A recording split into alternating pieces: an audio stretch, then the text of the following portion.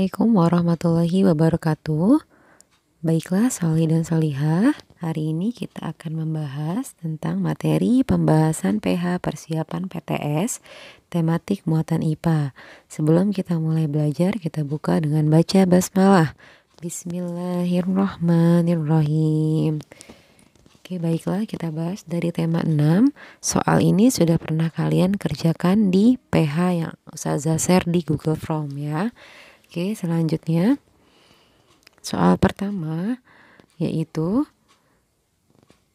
benda yang dapat menghasilkan energi panas disebut sumber energi panas. Energi panas disebut juga A kinetik, B suhu, C kalor, D listrik. Yang tepat adalah yang C kalor. Energi panas disebut juga kalor. Yang kedua, sumber energi panas terbesar di bumi ditunjukkan oleh gambar. Yang A ada gambar api unggun, B gambar lampu, C matahari, dan D adalah air. Oke, jawabannya adalah yang C matahari yang merupakan sumber energi panas terbesar di bumi. Selanjutnya nomor 3, suhu adalah besaran yang menyatakan derajat panas suatu benda. Alat untuk mengukur suhu disebut A kalorimeter, B voltmeter, C ampermeter, dan D termometer. Jawaban yang tepat adalah yang D, termometer. A kalorimeter itu untuk mengukur kalor atau energi. Yang B voltmeter untuk mengukur tegangan listrik. Yang C ampermeter untuk mengukur arus listrik. Selanjutnya nomor 4. Pernyataan berikut yang benar mengenai penyusutan adalah A. Perubahan suatu benda yang dapat menjadi bertambah panjang, lebar, luas, atau berubah volumenya saat terkena kalor. Langsung kita bahas ya. Kalau bertambah panjang itu bukan penyusutan tapi pemuaian. Kalau pemuaian adalah berkurangnya ya ukurannya, baik panjang, lebar, luas, atau volumenya. Yang B terjadi pada logam saja. Tidak, penyusutan bisa tidak hanya terjadi pada logam, bisa juga zat cair ya nak. Yang C, kawat atau kabel telepon dan listrik terlihat mengendur dan tidak tegang agar tidak putus pada malam hari karena mengalami penyusutan. Nah ini jawabannya yang benar yang C ya. Kawat atau kabel telepon atau juga kabel listrik itu dipasangnya mengendur. Karena kalau dipasangnya tegang, dipasangnya nggak kendur, nanti begitu dia menyusut dia putus ya nak, makanya dikendorin. Nah yang D, sambungan rel kereta api dibuat ada celah antara kedua batang rel agar saat terkena panas tidak melengkung. Nah ini contoh pemuaian, bukan penyusutan ya. Nomor 5, gambar berikut yang bukan menunjukkan peristiwa pemuaian yaitu gambar yang A, ini ada gelas yang pecah karena tersiram air panas merupakan contoh pemuaian. Yang B, sambungan rel kereta api dipasang bercelah juga contoh pemuaian agar ketika siang hari terkena panas rel tidak melengkung. Yang C, jendela dipasang longgar ini anak juga contoh pemuaian agar saat memuai tidak pecah. Yang D ini ada salah gambar, yang benar kabel listriknya di malam hari karena kalau di malam hari kabelnya akan menyusut terkena suhu dingin. Selanjutnya nomor 6. Perpindahan kalor tanpa memindahkan zat perantaranya disebut A radiasi, B konduksi, C konveksi, D isolator. Kalau tanpa memindahkan zat perantara itu artinya hanya energi panas saja yang berpindah. Kalau energi panasnya berpindah itu adalah contoh dari konduksi ya, itu pengertian konduksi. Kalau radiasi itu dia tidak memerlukan zat perantara, jadi panasnya langsung dapat kita terima, contohnya kayak panas matahari. Kalau konveksi itu dia panasnya berpindah nak, itu konveksi. Kalau isolator itu adalah bahan-bahan atau benda yang tidak bisa menghantarkan panas. Selanjutnya nomor 7. Nah itu ada gambar air yang sedang dimasak ya. Contoh peristiwa perpindahan kalor yang sama dengan peristiwa pada gambar di samping yaitu yang A ini ibu menjemur baju. Kalau menjemur baju artinya bajunya bisa kering karena kena panas matahari. Ini adalah contoh radiasi ya. Yang B itu angin laut dan angin darat. Nah, ini terjadi perpindahan atau pertukaran partikel udara. Yang C itu ada logam yang dipanaskan sehingga panas dari logam itu mengalir ke tangan, panasnya berpindah. Yang C adalah konduksi. Yang D itu ada api unggun. Jadi orang-orang yang di sekitar api unggun terasa hangat karena terkena api, adalah contoh radiasi. Jadi jawabannya adalah yang B. Apa itu yang B? Adalah konveksi. Jadi ketika air dipanaskan, itu air yang bagian bawah kan akan panas. Nah, air yang panas itu partikelnya atau molekulnya akan mengalir ke atas. Nah, sedangkan yang dingin, air yang dingin di atas tuh akan mengalir ke bawah tanpa kita sadari. Nah, itu adalah contoh perpindahan kalor secara konveksi ya. Selanjutnya nomor 8. Soalnya adalah perhatikan pernyataan berikut. I, perpindahan kalor tanpa zat perantara. Yang I-nya 2 kali atau nomor 2 terjadi pada zat padat. Yang ketiga, contoh peristiwanya yaitu baju yang dijemur menjadi kering karena panas matahari. Yang keempat, perpindahan kalor disertai zat perantara. Pernyataan tersebut yang menunjukkan perpindahan kalor secara radiasi ditunjukkan oleh nomor K. Radiasi itu ingat tadi ya, tanpa zat perantara, dan contohnya itu kita merasakan panas, bisa kita atau bisa benda-benda lain seperti baju yang dijemur menjadi kering kena panas. Maka jawabannya 1 dan 3. Kalau yang terjadi hanya zat padat itu adalah contoh konduksi. Kalau perpindahan kalor disertai zat perantara yang nomor 4 itu adalah konveksi. Jadi yang benar 1 dan 3 yaitu yang A ya nak. Selanjutnya nomor 9. Nah, kita lihat nih, itu ada air yang dimasak. Contoh peristiwa konduksi pada gambar berikut. Konduksinya yang mana Ustazah? Itu kan air lagi dimasak. Oke, kita lihat. A, air yang direbus. Nah, kalau air yang direbus tadi kan airnya berpindah ya. Molekul di airnya ada pertukaran molekul yang, nah itu berarti bukan konduksi tapi konveksi. Nah, yang B, gagang panci terasa panas saat disentuh. Nah, yang C, panas dari api kompor. Yang D, api yang menyala di kompor. Mana jawabannya? Yang benar adalah yang B. Karena ketika kita menyentuh gagang panci, maka kita akan terasa panas tangannya. Itu artinya panas dari api kompor itu mengalir ke gagang pancinya ya, itu berarti konduksi. Kalau panas dari api kompornya itu contoh radiasi. Selanjutnya nomor 10. Soalnya, telur ayam yang disinari dengan cahaya lampu bertujuan untuk mendapatkan panas.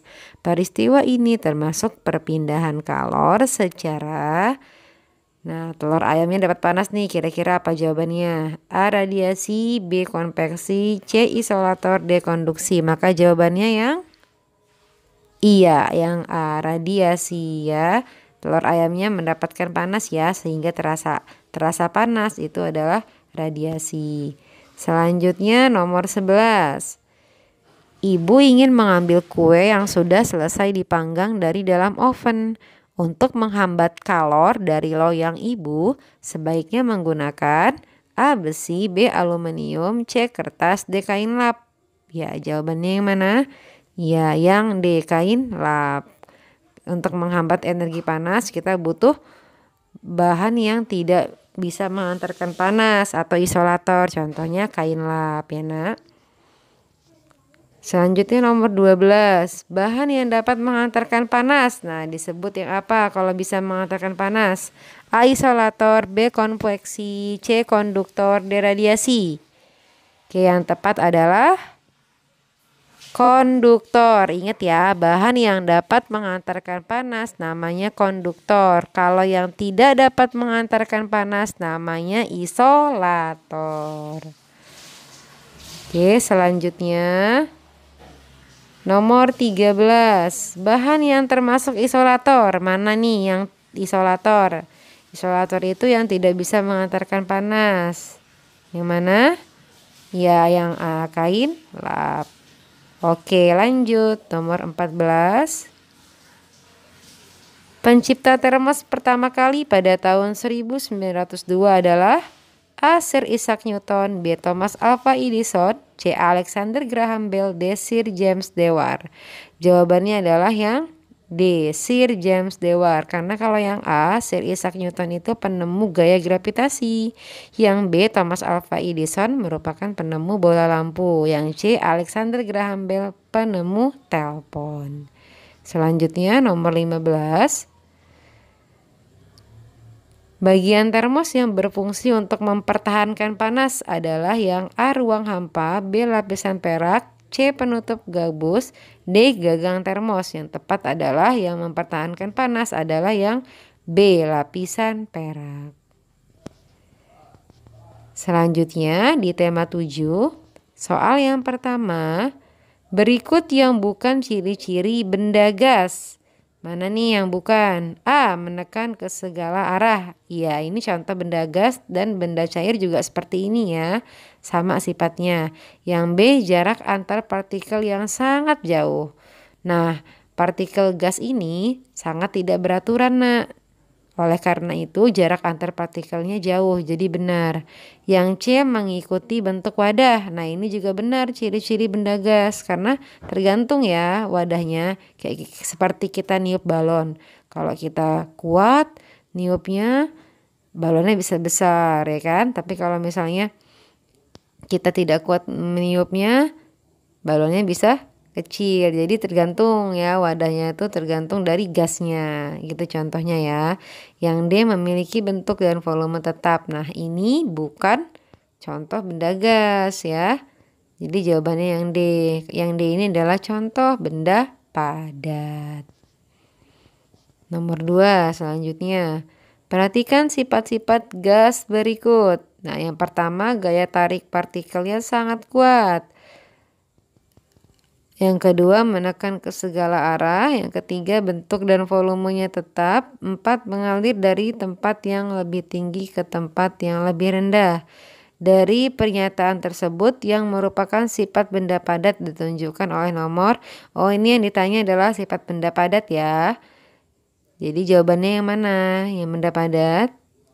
Ya, yang nomor 1, gaya tarik partikel sangat kuat, dan ya ada nomor 3 yang B, bentuk dan volumenya tetap. Kalau menekan ke segala arah itu adalah sifat zat cair. Yang keempat, mengalir dari tempat yang lebih tinggi ke tempat yang lebih rendah juga sifat zat cair. Jadi ini ada kesalahan soal di atas ya, yang perhatikan sifat-sifat gas berikut. Ini salah, seharusnya perhatikan pernyataan berikut. Maaf ya. Oke, kita lanjut. Nomor 3. Menyerap air melalui celah-celah kecil dan bentuknya selalu mengikuti wadahnya merupakan sifat benda A, padat, B, gas, C, cair, D, udara. Yang tepat adalah menyerap air, itu adalah contoh yang iya, yang C, sifat benda cair. Selanjutnya nomor 4, ini gambar salju. Perubahan wujud pada gambar berikut adalah kayak apa? Salju ini dari benda gas menjadi padat. Kira-kira kalau gas menjadi padat namanya apa? Menyublim, mengembun, menguap, atau mengkristal? Oke, ya jawabannya yang D, mengkristal ya. Dari gas ke padat tuh mengkristal. Kalau menyublim itu dari mana? Dari padat ke gas. Kalau mengembun dari gas ke cair. Kalau menguap dari cair ke gas. Diingat ya nak. Nomor 5. Bensin yang dibiarkan dalam wadah terbuka lama-kelamaan akan habis. Peristiwa tersebut menunjukkan proses bensin itu benda cair. Lama-lama kan dia menguap tuh bau. Nah, menguap ya, cair ke gas. Maka prosesnya ya mencair, mengublim, menguap dan mengkristal. Yang benar adalah menguap. Kalau mencair dari mana? Dari benda padat menjadi cair. Oke, nomor 6, peristiwa berikut yang menunjukkan perubahan wujud zat gas menjadi zat cair, yaitu yang A itu dari air menjadi cair menjadi gas, namanya menguap. Yang B ini dari uap air laut menjadi garam, jadi gas ke padat, namanya mengkristal. Yang C, nah ini jawabannya mengembun ya nak, karena yang D ini adalah dari padat ke gas, yaitu menyublim. Maka jawabannya yang C. Selanjutnya nomor 7, peristiwa perubahan wujud berikut yang menyerap kalor, yang menyerap energi panas yang mana? A. Membeku, B. mengkristal, C. mengembun, D. mencair. Maka jawabannya yang benar adalah mencair, karena kan dari padat ke cair. Supaya dia bisa mencair, maka benda padat itu harus menyerap energi panas. Ya, kalau membeku ini kan kebalikan, dari cair ke padat. Kalau dari cair ke padat, dia harus melepaskan energi panas, dia harus menerima energi dingin ya. Jadi yang tepat adalah yang D. Kalau yang B dan C sama, dia melepaskan kalor bukan menyerap kalor ya.